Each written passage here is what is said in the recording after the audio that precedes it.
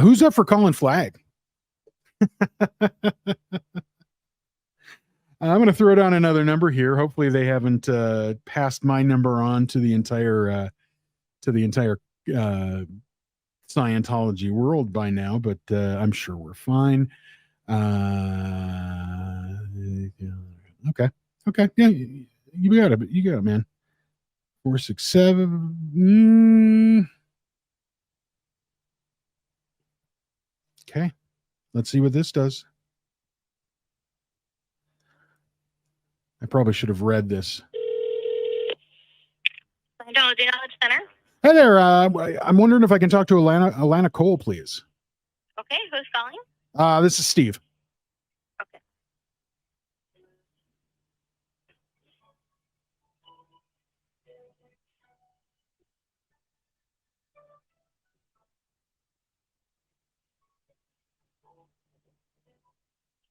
Hello? Hi, is this Alana Cole? Yes, who's this? Well, this is Steve. You actually you helped me with my basics. So, Oh wow. yeah, it's been a while. I just wanted to, I wanted to connect up. The names and everything are, you know how it is. Everybody's everywhere, and we just want to kind of. I just wanted to kind of be in contact with, you and a few of the others that have kind of helped me get through stuff. So. That's awesome. Yeah. How are things going? How are things going on your end? How's Flag treating you? Good. But I'm so sorry that I don't really know which Steve you are. Could you give me your last name? Actually, Alana, if I may, Alex from London is actually has been trying to get a hold of you. So, he asked me to call through and see if I could reach you, because we've kind of been getting a bounce back and forth for a while. So, oh wow. Yeah. So no, I completely honest, you and I haven't met, but Alex had asked me if I could reach out. So, oh wow. Yeah. And where do you live? Me, I'm in Minneapolis. So, okay. And Alex is of course in London. So, yeah. How do you know Alex? We've just honestly we've been bouncing back and forth for a while. I started talking to him online, and we've just gotten to be close friends. So it's just kind of it's just one of those weird things over time. Like I say, it's true. Everybody is everywhere, and we just kind of want to find out where where all of our old friends are. And like I say, I think the last time Alex had called, he had kind of gotten a brush off from whoever had answered. So he's like, Steve, could you give a call for me just to see? And I said, absolutely, I would, since I'm here. So, yeah. So, well, thank you so much for calling. Are you a Scientologist or no? Well, you know what? Absolutely. I kind of came in. That was kind of one of the other things that hooked us up, is I came in not long after Alex had come in, which I know was kind of, it's I don't know. It was just kind of a weird coincidence when we started talking. It's like, really, you did, I did. So yes, I am. So oh wow, that's cool. Yeah. What services have you taken? I'm kind of neglecting things. I've managed the Purif. I'm trying to get my TRs in order. I'm struggling. I'm not struggling. That's a bad way to phrase it. As a public life has just kind of gotten in the way. So I'm trying to reprioritize things now. So, and that was kind of when I started really connecting with folks online and getting involved that way. So, yeah, we're getting there. I'm one day at a time, right? We're one day we'll I'll be there. So, great. Yeah. So, hey, listen, just for my appeasement, Alana, is this, if Alex was trying to get a hold of you, wanted to just connect up with you, is this the best number, or is there? It goes through reception. So if I'm not here physically, then it won't get to me. I don't have a direct line. No, that's fine. No, that's fine. That's exactly what I'll do then. We'll deal with it through reception, and I'll let Alex know that. I think that'll make him feel better too, because I think he's tried and he thought, what did I do? Why are people not communicating? Why, I think he's feeling like, confused. So, Yeah, of course. So no, I will. Well, hold on 1 second. I just want to check one thing. So just stay on the line with me, okay? Absolutely. You bet. Okay. And by the way, Steve, what is your last name? Yeah, that's, so it is, I'm always hesitant at this point. Is that okay? Say that again. You're what? I said, I'm always hesitant at this point. Is that okay? I'm sure you don't have to give me your last name. I'm just curious what would be your concern.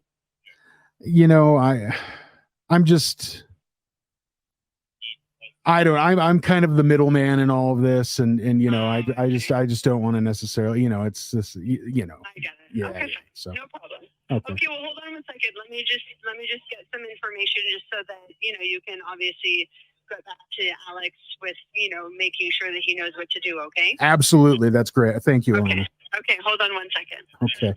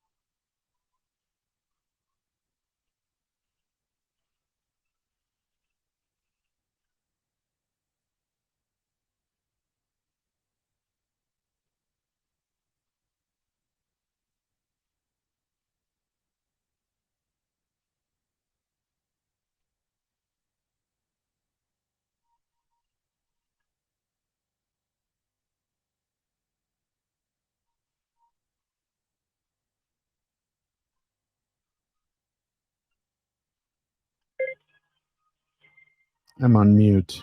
Is Osa going to knock on my door in 30 seconds?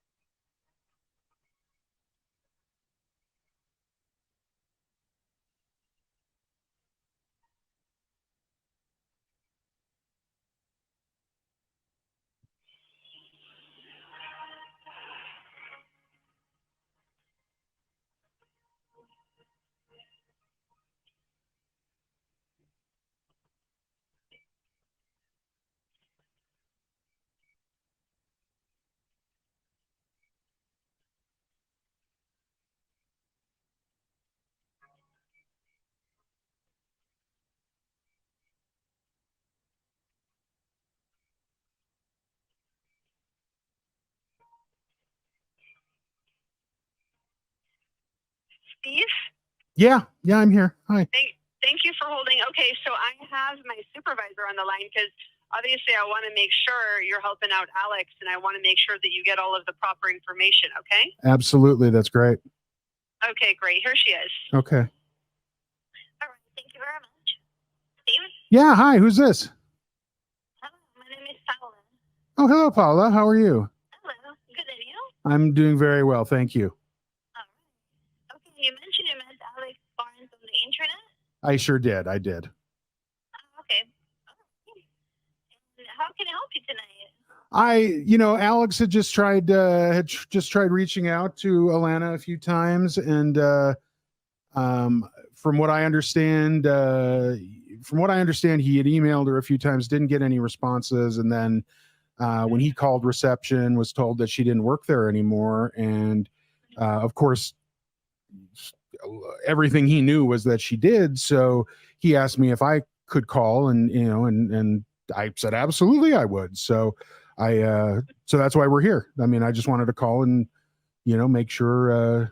I know that I don't know how they were connected before, but I know that they knew each other, and he had asked, and it sounds like it was like she was a good friend. So I wanted to make sure that if she was there, that that I could help. So that's all I was doing.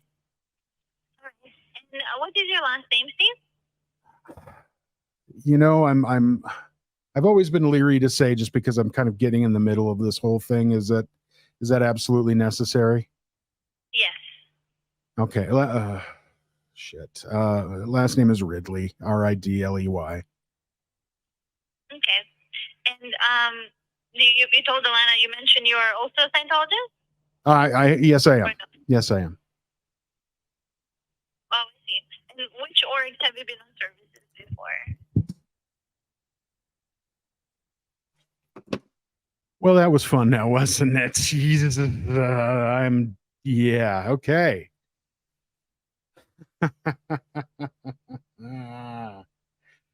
Alex, she's okay, and she's still working there.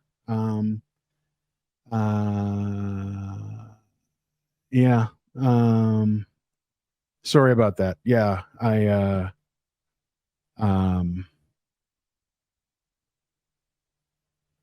suck. But yeah, she's there. So you bet. You bet. Anyway, Alex, you're okay and she's okay, and that's what matters to me. Can we call Gold? Does Gold have a phone number? I always forget. Because they have phones. Yeah, they do, because you can call out. So there's got to be a way in. Ooh, let's call and talk to Bob. Seriously, if there's a number for the international base. Alex.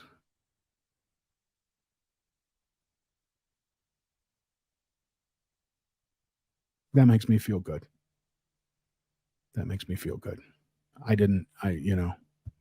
Hey, it's just somebody I knew. Obviously, it's not just somebody you knew. So that means a lot. I'm glad. I'm glad I could help in one way or another. So,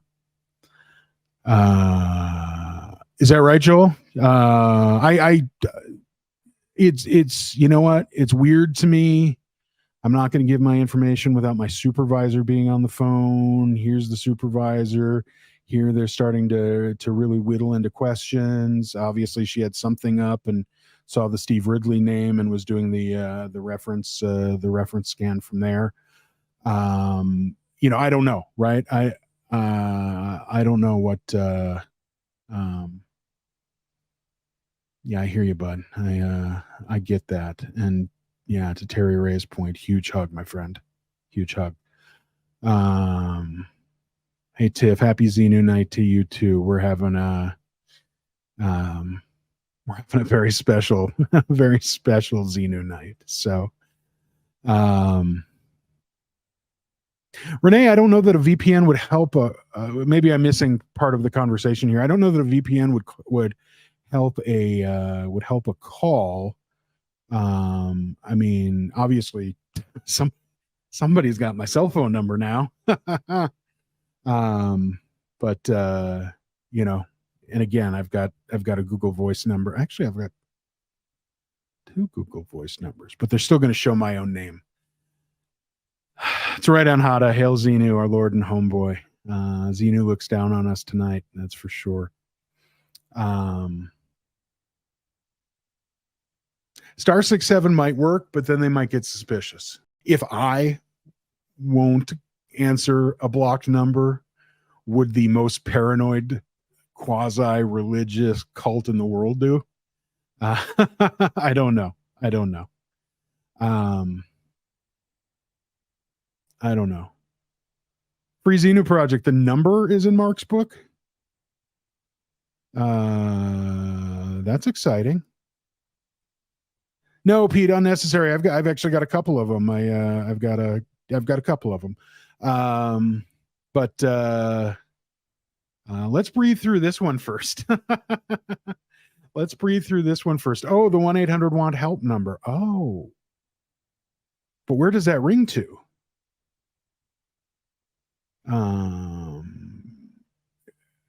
They disconnected that number after Mark's book. Of course they would. Headley! Please pause for a moment. Yes, Alex. Please share with us your update. And I hope it's a good update. Well, please share with us your update, sir. And I'm scrolling my butt all the way. Oh, I went the wrong way.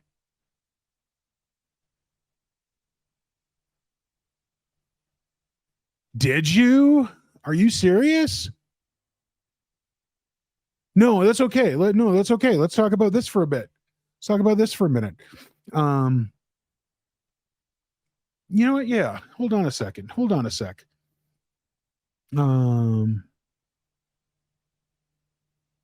Alex, I'm going to reply to your email to me with the, oh, shoot. Oh, yeah, I still can do that. Okay, copy that. I just have to, I have two computers going and I was using one for one thing and one for the other, but I can certainly make the change. Here we go. So I'm going to reply to your email with the link. And if you are willing,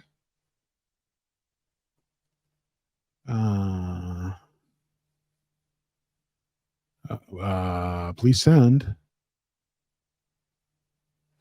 Oh, please send. There we go.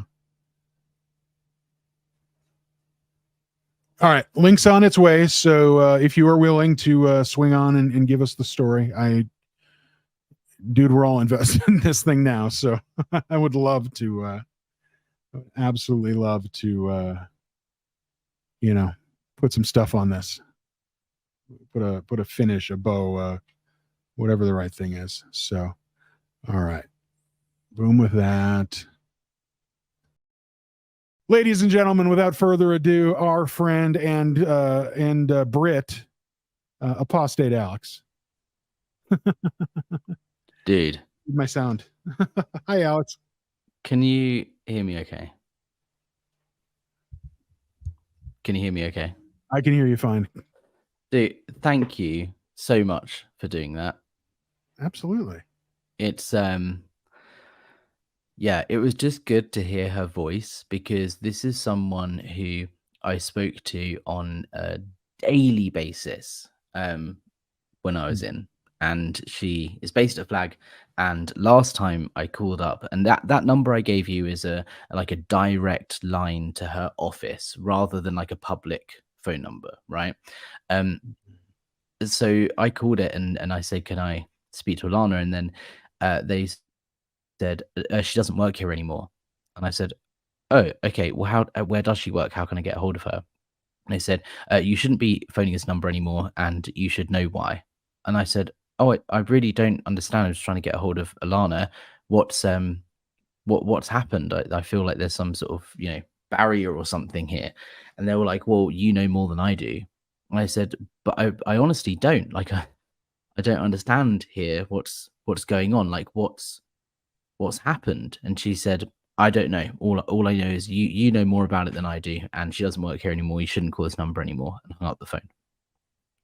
So the last I heard was she wasn't there anymore. So I didn't know if she was on the RPF, if she had left the Sea Org, if she was dead, or I have no idea.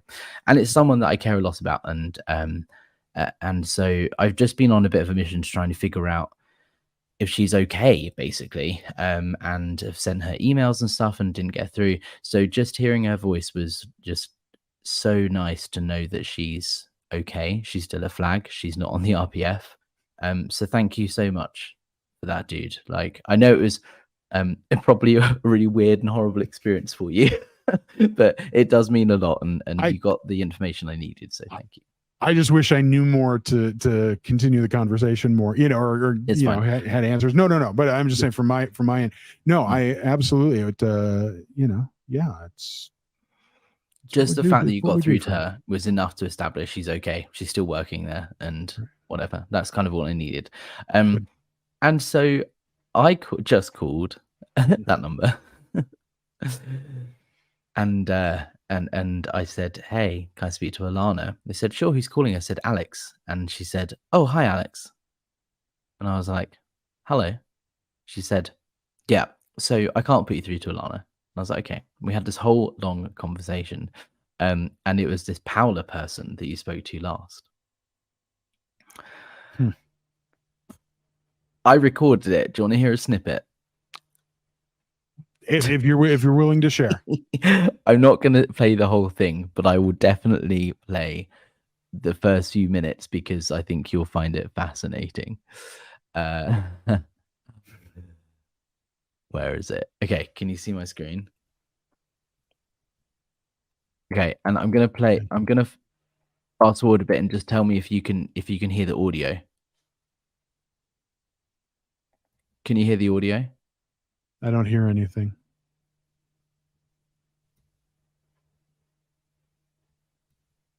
No. Do you hear? No, you don't hear the audio. Damn it. Okay, this might not work. Let me try one more thing. Window.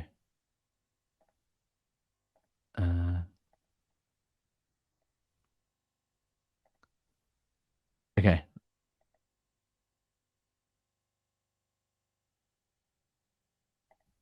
Let me fast forward a bit.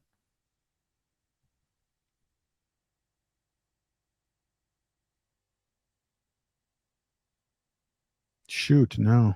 You don't hear the audio. Damn it. Okay, never mind. I'll upload the video. But essentially, they were like, "So yeah, we need to be honest here with each other because I'm being honest with you, and we're honest people. It's ethical, right, to be honest." And I was like, "Yeah, are you suggesting I'm not being honest?" She was like, "Yeah, but you just got your friend to call up, and he lied, and that's not honest. That's not ethical. That's not what we do." And I was like, "Okay, but I just asked him to call you and see if we can figure out Alana. You can't hold me responsible for someone else's actions because Scientology is all about being responsible for yourself, right?" And he did what he wanted to do, and that's not me being dishonest. Which I didn't mean to throw you under the bus, or whatever, but I just knew that's what that's fine. that's what would have ticked the box for them. And they were like, "Yeah, but anyway," in this whole conversation, it was very much like, just stop lying, like, be honest with us. And I was like, I am being honest. And yeah, but you got your friend and your friend lied. I was like, yeah, but I'm being honest here. I'm just trying to make sure Alana's okay and get a hold of her. And honestly, fascinating conversation. I'll upload it. But it was just really funny that she was like laying into me of like, you need to be cause over your environment and you need to take some responsibility for your actions. And as per the way to happiness, that wasn't an honest action. And I said, "Well, what would have been an honest action? Because last time I called up, I was told not to call this number, and Alana doesn't work there anymore. So actually, that's not honest." Julie's waving at us. I think there's a few folks are suggesting some audio tweaks here. I don't know if what, to get the video playing, or can they not hear me? Yeah. No, we can hear you fine. Oh yeah, no. So on StreamYard, if I share my screen, I can share the audio if it's a tab within my browser. But if I share the window, it doesn't let me choose the audio. I think it's going to be it's more not an easy fix. Got it. But yeah, thank you so much for helping with that. And it was just wild that on the phone they were like straight back to, "You're not being honest. You need to take responsibility for your actions." And I'm like, well, I am. That's why I'm trying to reach this person and make sure she's okay.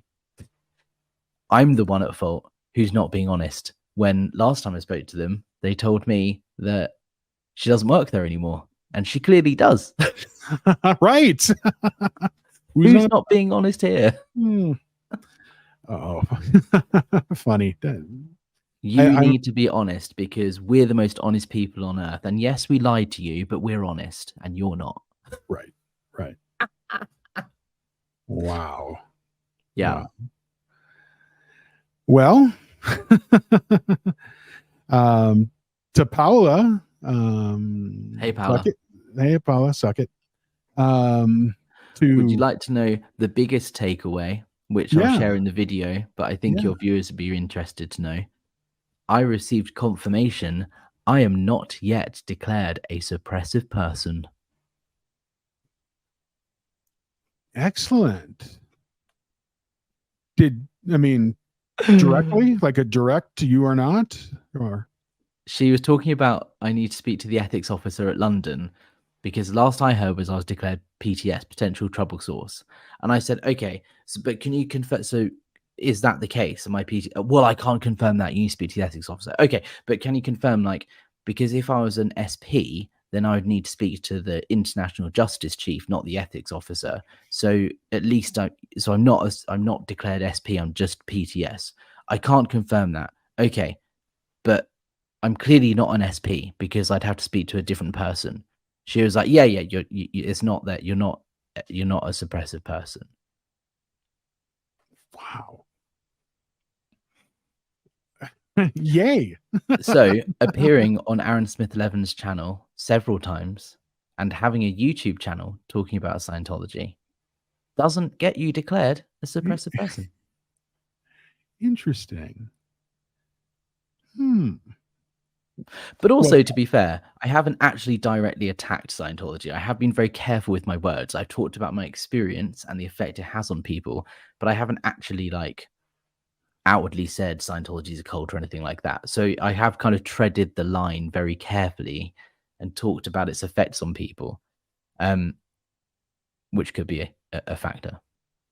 I would figure that. I mean, again, coming from the outside, I would think that to be a distinction without a difference, right? It's, hey, you spoke out in some way. Oh yeah, for sure. Yeah, it ticks the box, right? I should be an SP as per what I've done so far. Right. But I'm clearly not. That's right. Burke, in the name of love, says, Paula's a dirty little liar full of liar thetans. Quote me on that, Osa. Very true. And I just saw this comment that someone put about my goldenrod. Sinfully good. Oh, wow, no goldenrod. I thought you had your goldenrod. Yeah, so goldenrod is the color of the paper that any ethics order is put on. So I have a potential trouble source declare, which is printed on goldenrod. That is a goldenrod, yes. But I don't have a suppressive person declare, which is also a goldenrod. But yeah, two different things. There are so many different paper colors out there. You think that they would have, mixed them up a little, so you're not always confused. Every division has its own color paper. Do they really? Wow. Yeah. So like my staff dismissal is on blue paper. My PTS declare is on goldenrod paper. Yeah. Wow. Destiny, I can't believe the only thing they know how to handle. I can't believe the only thing they know how to handle you is to throw Scientology BS at you, as if that is even applicable to you. Unbelievable, Alex. Yeah. That's funny. Wow. And she said, look, I'm just being honest with you, right? I'm trying to be your friend here, right? Blah, blah, blah, blah. I was like, okay, fine. And then at the end, she was like, and hold on, isn't it really late in the UK? Like, why are you calling us in the middle of the night? And I was like, oh, no, because I work with an American client at the moment. So I'm living on US time. I'm a freelancer. And she was like, oh, what? So you're a journalist? And I said, no, I'm a freelancer. I work for myself. Oh, I thought a freelancer means you're a journalist. No, freelancer just means that you work for yourself rather than for a company. And I'm working with a client at the moment in America, so I'm living on American time. But I think that is a really key indicator that someone who's in the Sea Org, that lives in the Sea Org world, in the bubble of Scientology at Flag, if you don't know what a freelancer is, like, it's because you don't have exposure to that, because all your information is coming from Scientology. So if you hear journalists are freelancers, you assign all freelancers to be journalists. But it's just an indicator of like how little outside world knowledge people have when they're in the SEAL. Next time they pull that on you, just tell them you're a freelance psychiatrist.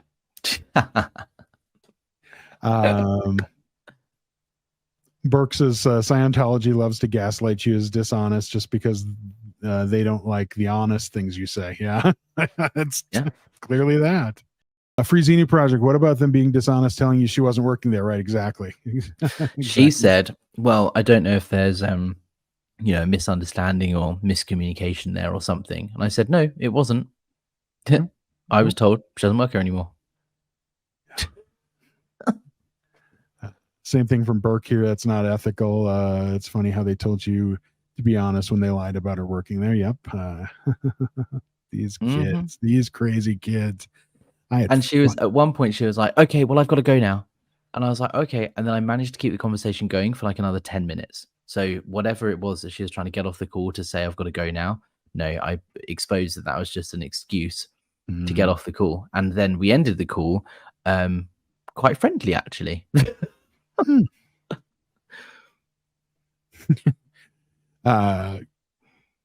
Perhaps coffee with Paula next time you're in coffee with Paula at Flag. Yeah. That's right. This is one of the earlier ones. Burke said, sounds like we get a front row seat to seeing how Scientology doesn't practice disconnection anymore. This is evidence that they do. Right. Because Alana would speak to you, but there's no way I'd even get through to her because she's disconnected from me. And yet disconnection is not a policy. No, definitely not. No. It's not a policy, and they're the most honest, ethical people on the planet, and they don't lie, and they're not dishonest. And disconnection is not a thing that they do. Yeah. But it totally is. But it is. Honestly. Alex, this was the question that we were kind of asking as you were popping back in. This is actually Renee had, I think she reposted it here near the end. Is the indoctrination immediate? Perhaps I could do good if I went there. Yeah, it's hard because you don't realize you're being indoctrinated until it's happened, right? Because it all starts off very what's the right word? Very subtly, right? I went in there and said, "Hey, I hear you disconnect families. I hear you believe in aliens." Like all the questions any normal person would ask. And they give you answers that make you think, "Oh, okay, maybe what I've heard isn't quite right, or maybe what I've heard is slightly twisted, or maybe, it plants a seed of doubt in your brain that perhaps everything that you've heard isn't 100% true." And they get you to the place, well, look, if you want to find out what Christianity is, you would go to a church, you'd buy and read a Bible, right? Or you'd speak to a priest, because that's what Christianity is about.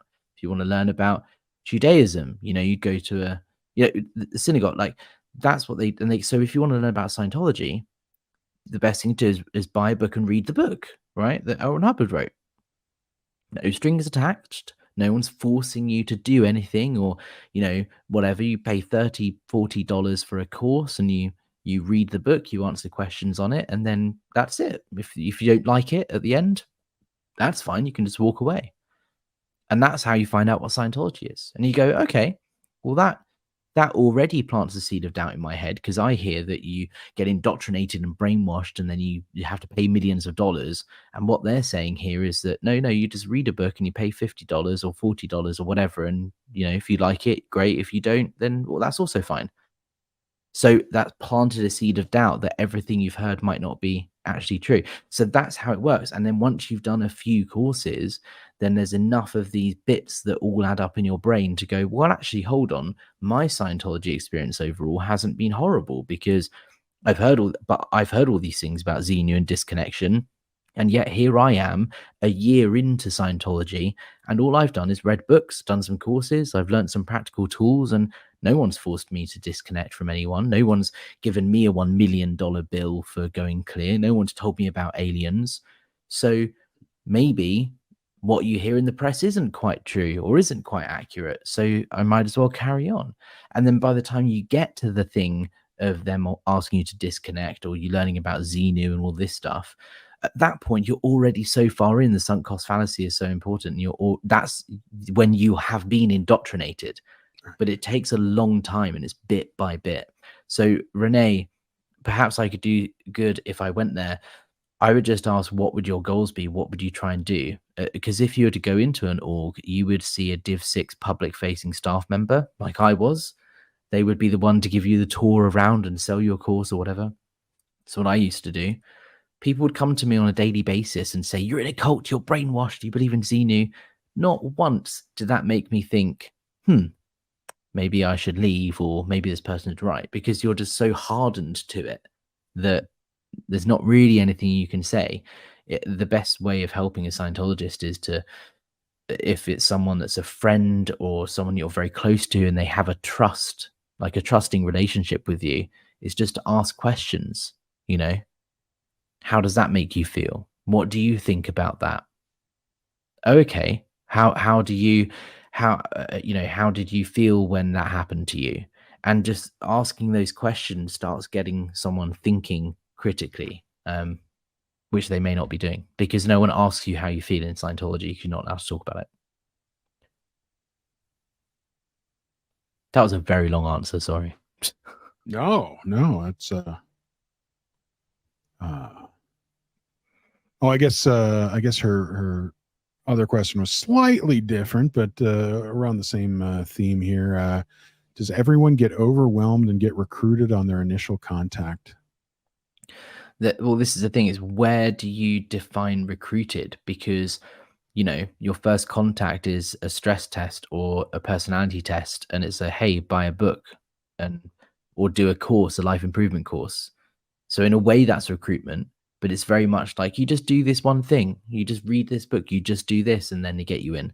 Then there's recruitment onto staff, and then there's recruitment onto the Sea Org, and then, you know, there's recruitment to be an OT or whatever. Like, you know, the indoctrination goes further and further as you go on. So yes, it would be considered recruitment on initial contact, but it's actually defined as public contact, right? It's book sales, it's course sales, it's introducing people to Scientology, not recruiting them, is how it's perceived.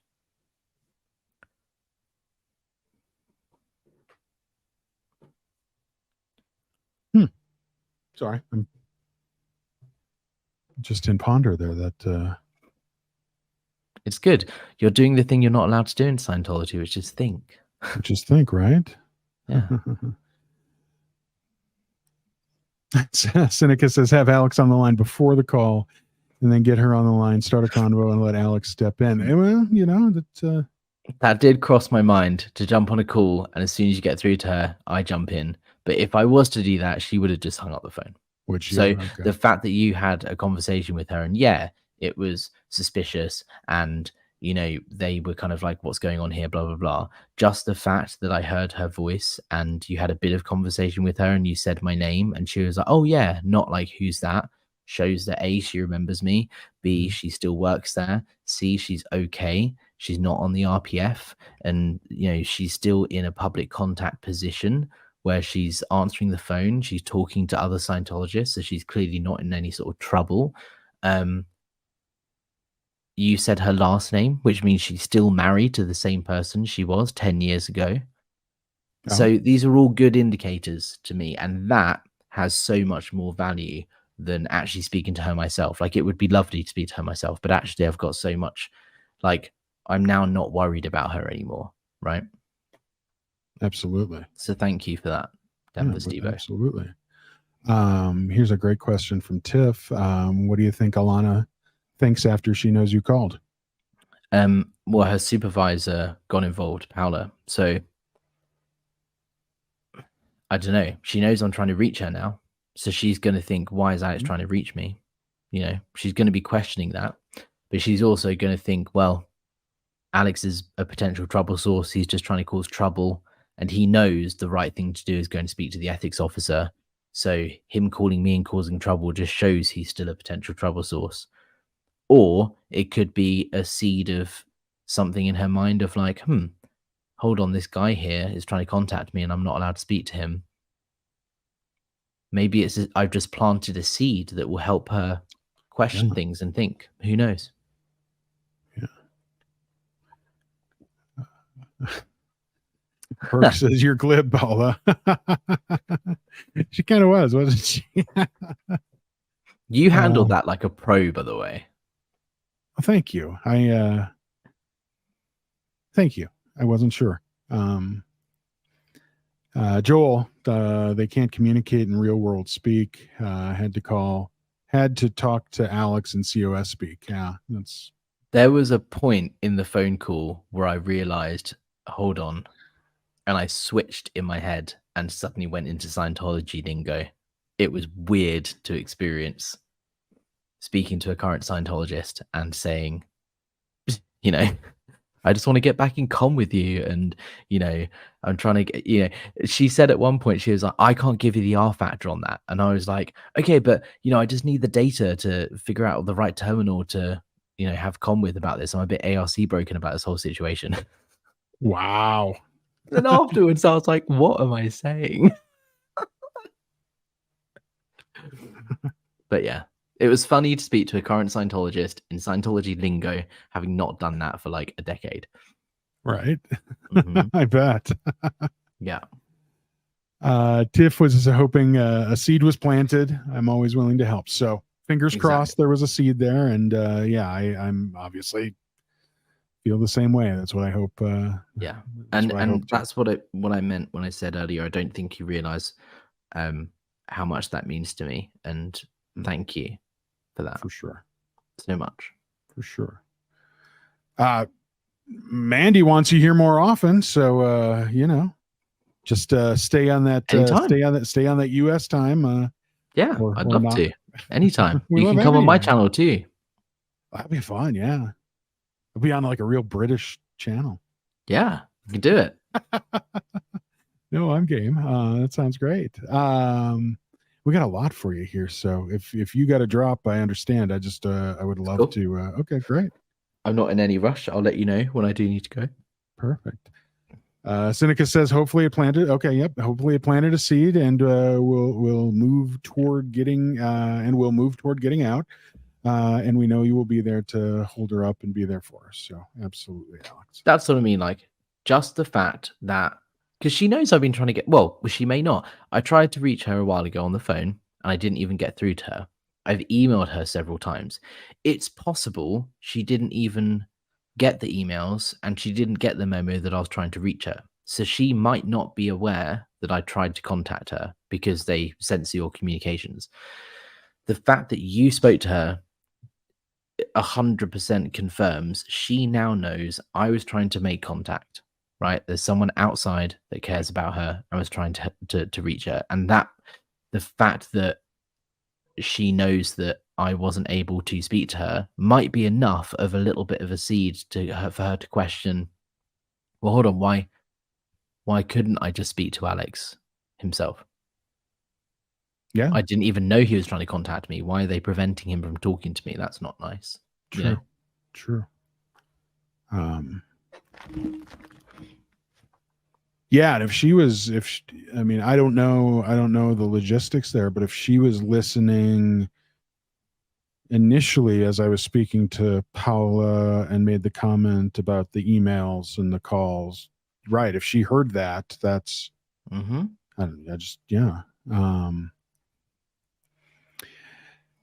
Seneca says, tell her to word clear she doesn't work here anymore. Yes, please. Yes, please. It's because she doesn't work here anymore. She volunteers. Here's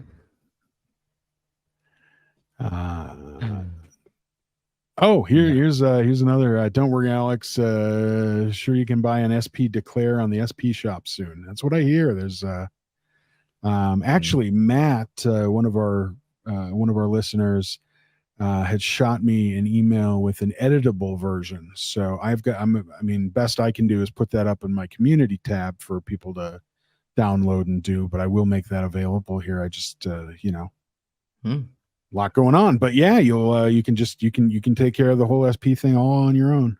You need to get some goldenrod paper so that when you print it out, it's the right color. Well, that's on everybody else, but I do know that, here in the U.S. anyway, FedEx office, the old Kinko's stores, I do know that they carry a goldenrod paper. So not sure what, maybe some of the craft stores got them too, if people, whatever. But Goldenrod is available for everybody to have a party. Here, what else we got here? Question, Alex, were they monitoring? And when she told Steve, hold on, was that someone in her ear? So when I spoke to Paula, we were having a conversation like you and I are now, and she would randomly be like, hold on a second, and put me on hold. And then come back and be like, hey, sorry, carry on. This happened about 4 times. And it's a bit weird. There are definitely people listening into the conversation, and there definitely will be a report written on what just happened. Yes. 100%. Yes. A good thing is when you said my name is Steve, right? Paula said to me he didn't even give his real name. So they don't even believe that your name is Steve. Oh. So they have no idea who you are. They just have your number, and that's all, right? But they're not going to call you or anything. They don't really care. They were like, this guy's not a Scientologist. If he wants to find out the truth himself, you know, he knows, you can tell him how he can do that. Blah, blah, blah. But yeah, no, it's 100%. People definitely would have been listening in. I don't know who. It probably would have been ethics. And Paula definitely would have had people in her ear. Alana would have been speaking to you just herself. And then as soon as my name came up and she said, hold on a second to put you on hold, that's because she just told her supervisor, and her supervisor then would have listened into the phone call. Paula would have been listening before you then got transferred to speak to her. Okay. Yeah.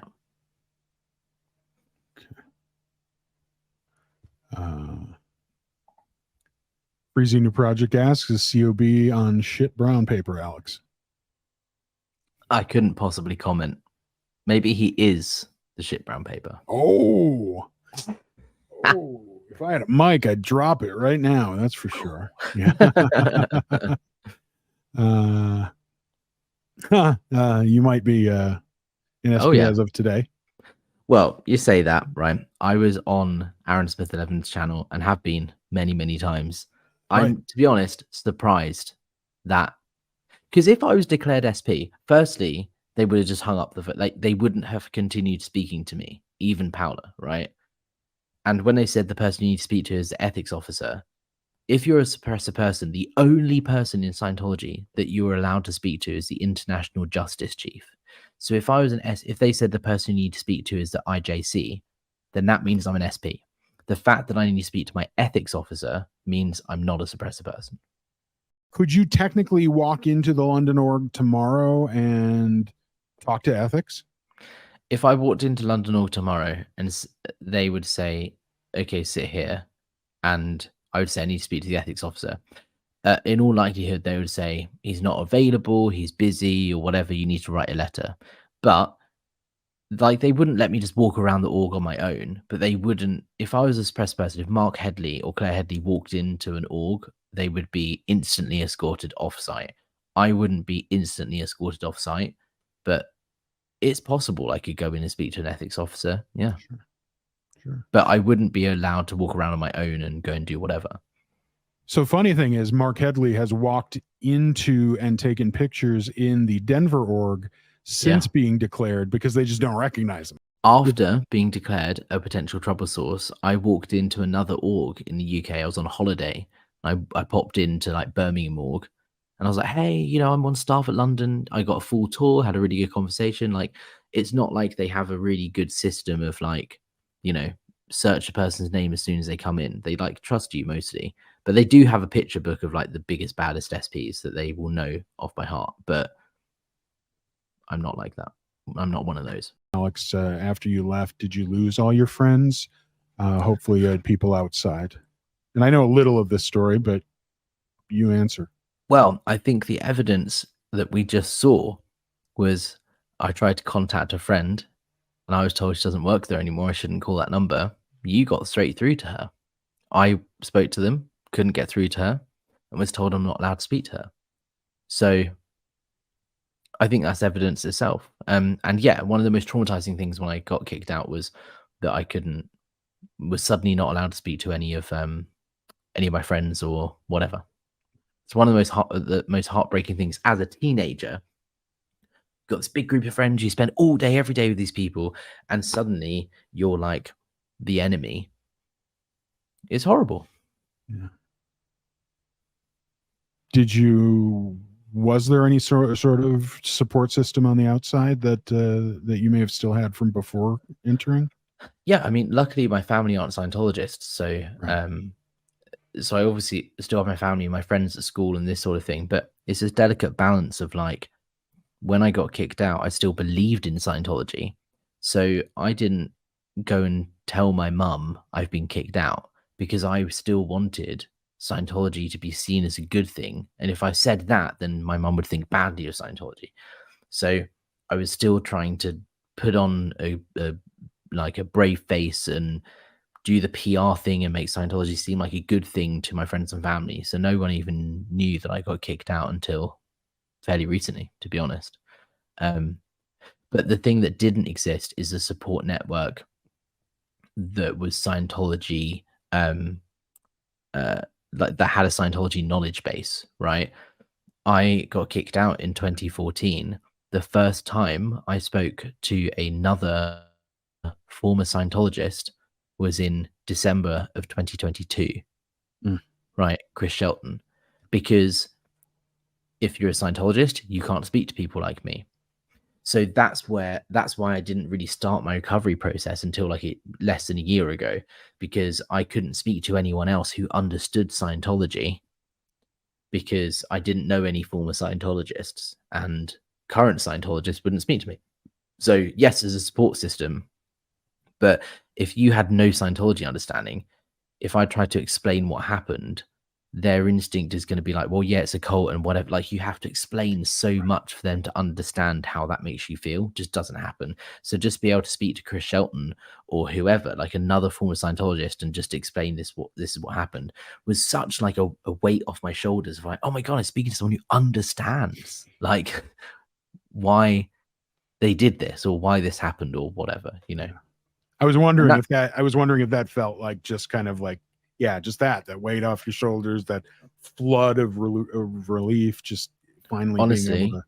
it was like I was high or something. Like when I shut the lid on my laptop, having spoken to Chris Shelton the first time, it was like I cried with joy of like, Wow. Finally, I've been able to speak to someone who understands. And he just listened. Like, you know, he was just there and said, tell me, like, I'm here. And we talked for a few hours before we did our live stream interview thing. But like, just the fact that I've managed to get this off my chest to someone, which I haven't been able to do, not because I've been holding it or pushing it down, but because there's no point in even trying, because no one would even understand, because I have to try and explain to you the Scientology mindset and thinking in order for you to then understand why I'm upset.